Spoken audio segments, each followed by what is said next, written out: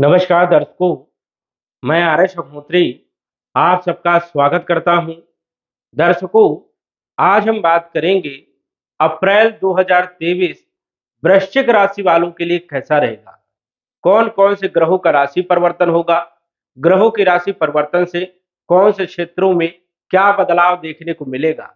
हम बात करेंगे आपके संपूर्ण क्षेत्रों के बारे में, जैसे अप्रैल के महीने में आपका स्वास्थ्य कैसा रहेगा, धन की स्थिति कैसी रहेगी, नौकरी के लिए समय कैसा रहेगा, व्यापार के लिए समय कैसा रहेगा, शिक्षा, संतान, प्रेम, विवाह, वैवाहिक जीवन, कंपटीशन, भाग्य, लाभ, हानि, विदेश यात्रा आदि हम सभी के बारे में विस्तार से जानने का प्रयास करेंगे।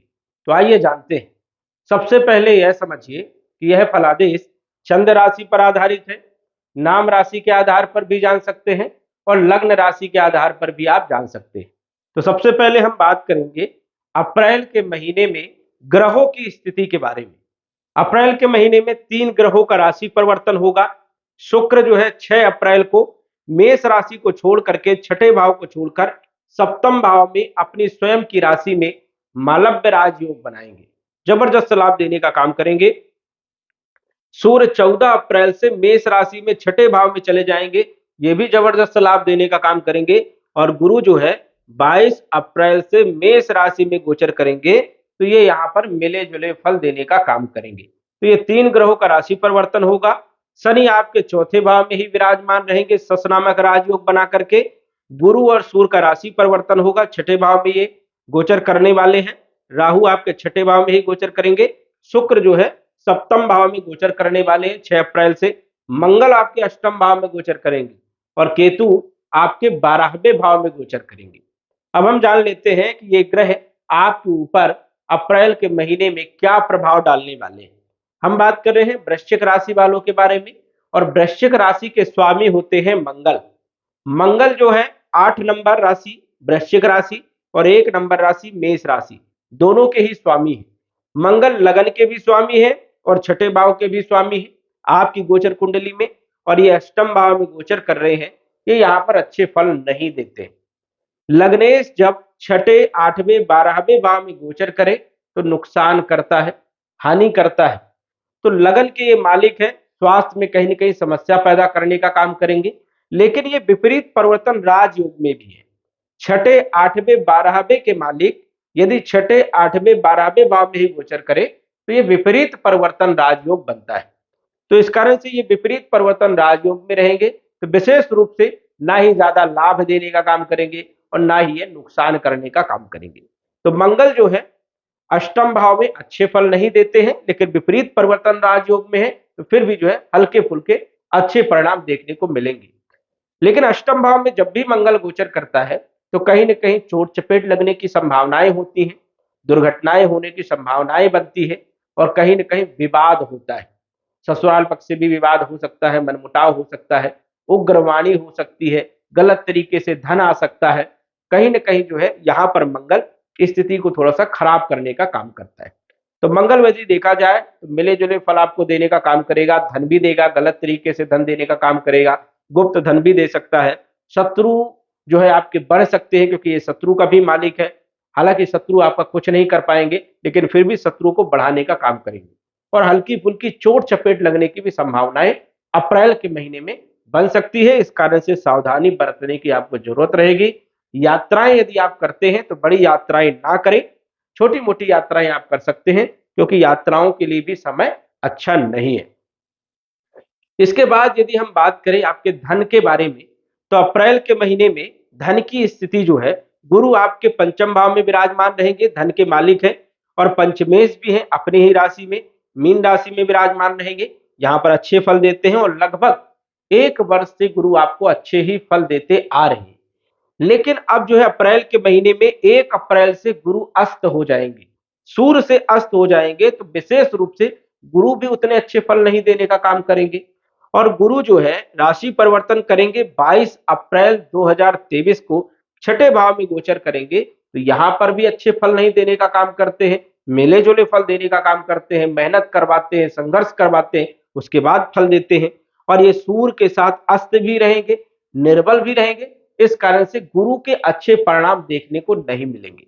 साथ ही साथ गुरु जो है राहु के साथ विराजमान रहेंगे तो चांडाल दोष भी बनेगा। तो इस कारण से गुरु आपको उतने अच्छे परिणाम नहीं दे पाएंगे। धन बचाने का प्रयास करें, बैंक बैलेंस बनाने का काम करें, क्योंकि धन खर्चे के योग बन रहे हैं।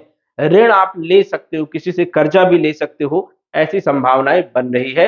वाणी पर विशेष ध्यान देने की आपको जरूरत रहेगी और कुटुंब परिवार पर भी विशेष रूप से ध्यान देने की आपको जरूरत रहेगी। तो गुरु का जो गोचर है अप्रैल के महीने में आपके लिए लाभदायक नहीं रहेगा, तो इसलिए इस चीज को आपको विशेष रूप से ध्यान देना है।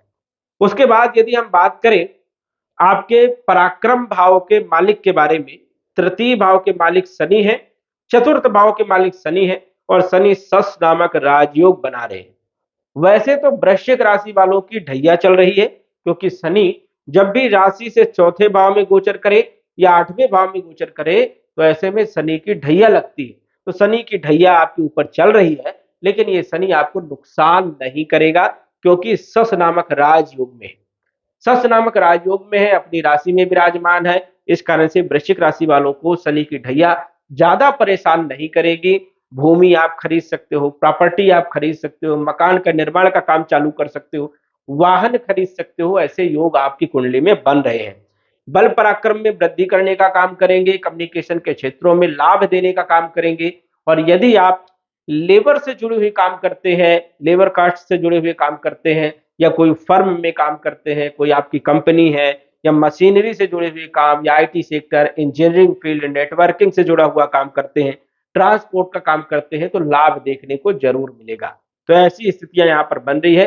शनि आपको दोनों ही जगह लाभ देने का काम करेंगे, भूमि वन प्रॉपर्टी का योग बनाएंगे और वाहन भी आप खरीद सकते हो। तो ऐसी संभावनाएं आपकी कुंडली में, गोचर कुंडली में बन रही है। इसके बाद गुरु आपके पंचम भाव में विराजमान है, 22 तारीख तक पंचम भाव में रहेंगे। शिक्षा, संतान और प्रेम विवाह की जो स्थिति वो सामान्य रहने वाली है, विशेष रूप से यहाँ पर कोई बदलाव देखने को नहीं मिल रहे हैं। सूर्य भी यहाँ पर पंचम भाव में विराजमान रहेंगे और ये आपके दसम भाव के मालिक है, नौकरी के मालिक है, व्यापार के मालिक है। तो यहाँ पर यदि देखा जाए नौकरी आपकी बढ़िया रहेगी, प्रमोशन के योग भी दे देते हैं कई बार यहाँ पर सूर्य। व्यापार की स्थिति को मजबूत बनाने का काम भी यहाँ पर सूर्य करते हैं। 14 तारीख तक सूर्य यहाँ पर रहेंगे, केंद्र त्रिकोण राजयोग बना रहे हैं, तो राजयोग जैसे फल देंगे।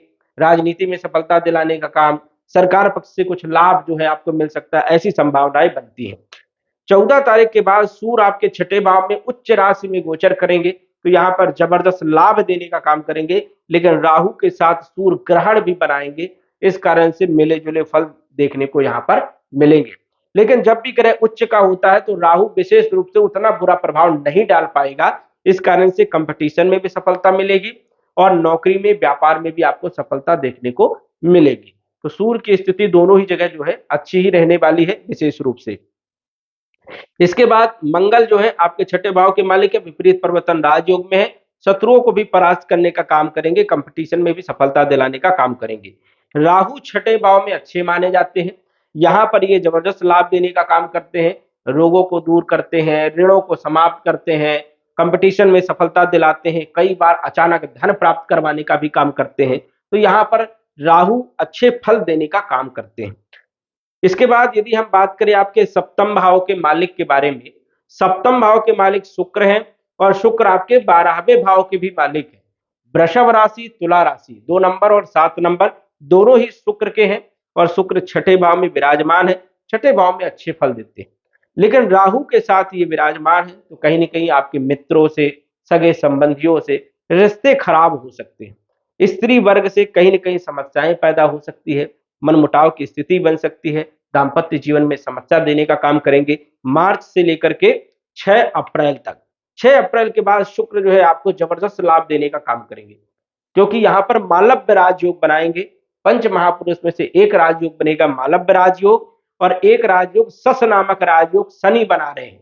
तो दोनों ही यश मान सम्मान दिलाने का काम करेंगे, धन दिलाने का काम करेंगे, आर्थिक स्थिति को मजबूत करने का काम करेंगे, वैवाहिक जीवन को मधुर बनाने का काम करेंगे, विवाह का योग बनाने का काम करेंगे, प्रेम विवाह में सफलता दिलाने का काम करेंगे। तो शुक्र आपको 6 अप्रैल के बाद जबरदस्त लाभ देने का काम करेंगे। इनकी दृष्टि लगन भाव में रहेगी, कॉन्फिडेंस देने का काम करेंगे, स्वास्थ्य को बेहतर बनाने का काम करेंगे। तो 6 अप्रैल के बाद शुक्र भी आपको लाभ देने का काम करेंगे। इसके बाद अष्टम भाव के मालिक बनते हैं बुध, और बुध जो है आपके छठे भाव में विपरीत परिवर्तन राजयोग में विराजमान है और बुध यहाँ पर अच्छे परिणाम गोचर के हिसाब से देते हैं। लाभ के मालिक हैं, छठे भाव में विराजमान है। ऋण लेकर के कोई यदि बिजनेस करना चाहते हो, व्यापार करना चाहते हो, कहीं पैसा इन्वेस्ट करना चाहते हैं तो ये समय आपके लिए बढ़िया रहेगा। यहाँ पर रोगों को दूर करते हैं, ऋणों को समाप्त करते हैं, कंपटीशन में भी सफलता दिलाने का काम करते हैं। तो बुध भी यहाँ पर अच्छे परिणाम देने का काम करेंगे। हालांकि राहु के साथ बुध जो है जड़ दोष भी बनाते हैं, तो बुद्धि को थोड़ा भ्रमित करने का काम करेंगे। कई बार आप गलत डिसीजन भी ले सकते हैं, इसलिए सोच समझ करके डिसीजन लेने की आपको जरूरत है। अपने धर्मपत्नी से सहयोग ले, दूसरों का भी सहयोग लेकर के कोई काम आप कर सकते हो, ऐसी संभावनाएं जो है बन रही है। आपके भाग्य चंद्रमा है और चंद्रमा का फलादेश संभव नहीं होता है, लेकिन यहाँ पर गुरु की पंचम दृष्टि 22 अप्रैल तक रहेगी। भाग्य आपका सही रहेगा, भाग्य साथ देगा। मेहनत करिए, संघर्ष करिए, आपको लाभ जरूर मिलेगा। सूर्य आपके दसम भाव के मालिक है, अच्छे भाव में गोचर कर रहे हैं। पंचम भाव में केंद्र कोण राजयोग, फिर छठे भाव में भी अच्छे परिणाम देने का काम करेंगे। सूर्य ग्रहण दोष जो बनेगा वो ज्यादा प्रभावकारी नहीं होगा, क्योंकि सूर्य उच्च राशि में गोचर करेंगे। इस कारण से नौकरी में, व्यापार में, व्यवसाय में लाभ ही मिलेगा। लाभ की स्थिति आपकी बनी रहेगी, इसमें कोई संशय वाली बात नहीं है। नौकरी आपकी ठीक ठाक रहेगी। लाभेश बुध आपको लाभ देने का काम करेंगे और केतु 12वें भाव में मोक्ष कारक माने जाते हैं। धर्म कर्म में रुचि बढ़ाने का काम, धर्म में कार्यों में पैसा खर्च करवाने का काम करेंगे और विशेष रूप से ज्यादा नुकसान की ऐसी स्थिति यहाँ पर नहीं बन रही है। तो वृश्चिक राशि के अनुसार से यदि हम बात करें तो अप्रैल का महीना काफी अच्छा रहेगा, लेकिन मंगल का उपाय आपको करना है, क्योंकि मंगल आपके लग्नेश होकर के अष्टम भाव में विराजमान है। और हालांकि वो विपरीत परिवर्तन राजयोग में है, लेकिन फिर भी मंगल के उतने अच्छे फल देखने को नहीं मिल सकते हैं। कहीं ना कहीं चोट चपेट लगने की संभावनाएं, मानसिक टेंशन देने का काम और कॉन्फिडेंस कमजोर करने का काम, आलस्यपन देने का काम ये करेंगे। काम करने का मन नहीं होगा, आपके कार्यों में विलंब होगा, रुकावट पैदा आएगी। इसलिए मंगल के बीज मंत्र का जप करें, ओम अंगारकाय नमः, इस मंत्र का जप करें, या तो आप ट्रायंगल मूंगा धारण करें, जिससे आपको जबरदस्त लाभ देखने को मिल सकते हैं। ये एक सामान्य फलादेश है, चंद्र राशि पर यह आधारित है। यदि आपकी चंद्र राशि वृश्चिक राशि है तो ये फलादेश 100% जो है लागू होगा।